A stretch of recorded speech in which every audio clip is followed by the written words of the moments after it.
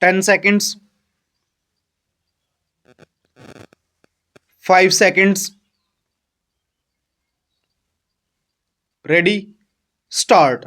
It is clear from the discussion made herein above that the said case was not one relating to compounding of offence. Apart from that, the court found that the dues of the banks have been satisfied by receiving the money and the suits filed by the bank in the civil court have been compromised. The FIRs were filed in 1987-88 and the investigation had not been completed till 1991. On those facts, the court rendering the judgment in July 1996 felt that having regard to the lapse of time and also having regard to the fact that there is a compromise decree satisfying the bank's dues, there is no purpose in allowing the criminal prosecution to proceed. On these considerations, this court held the prosing of section 482 of the Criminal Procedure Code. In the facts of that case, the learned judges held that the bank filed suits for recovery of the dues on account of grant of credit facility, and the suits have been compromised on receiving the payments from the company concerned. The learned court held it an offence of cheating is prima facie constituted. Such offence is a compoundable offence, and compromise decrees passed in the suits instituted by the banks for all intents and purposes amount to compounding of the offence of cheating.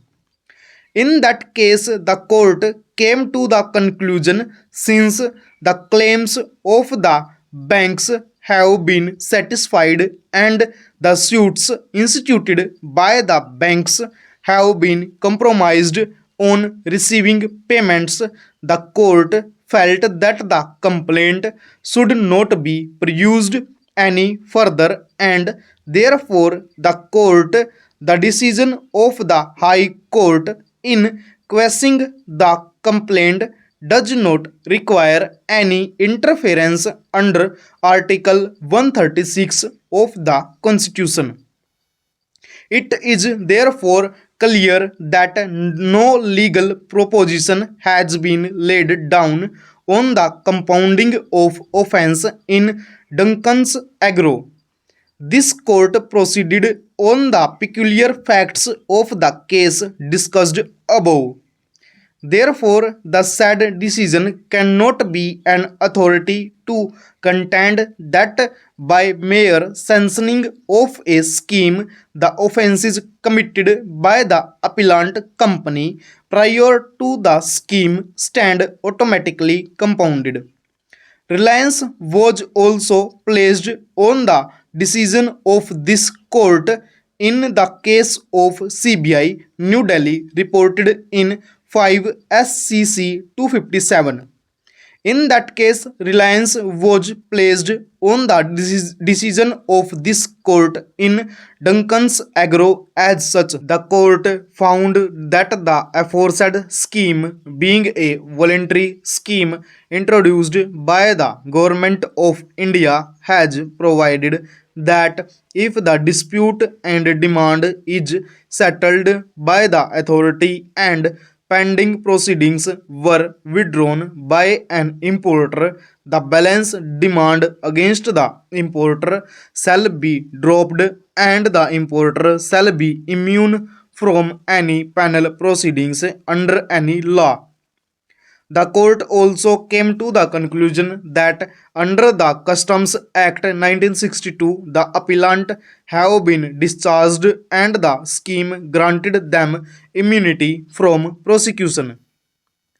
On those facts, the court held that the immunity which has been granted under the provisions of Customs Act will also extend to such offences that may prima facie be made out an identical allegation, namely evasion of customs duty and violation of any notification under the said act. The court also found on a reading of the charge sheet and the FIR that there was no allegation against the appellant of any intentional deception or of fraudulent or dishonest intention. On those facts, the court held that once a civil case has been compromised and the alleged offence has been compounded, the continuance of the criminal proceedings thereafter would be an abuse of the judicial process. Reliance was also placed on the judgment of this court in the case of CBI and other. In paragraphs 30 and 31 of the judgment, this court held that dispute between company and the bank have been set at rest on the basis of compromise arrived at between them. The court noted that bank does not have any claim against the company.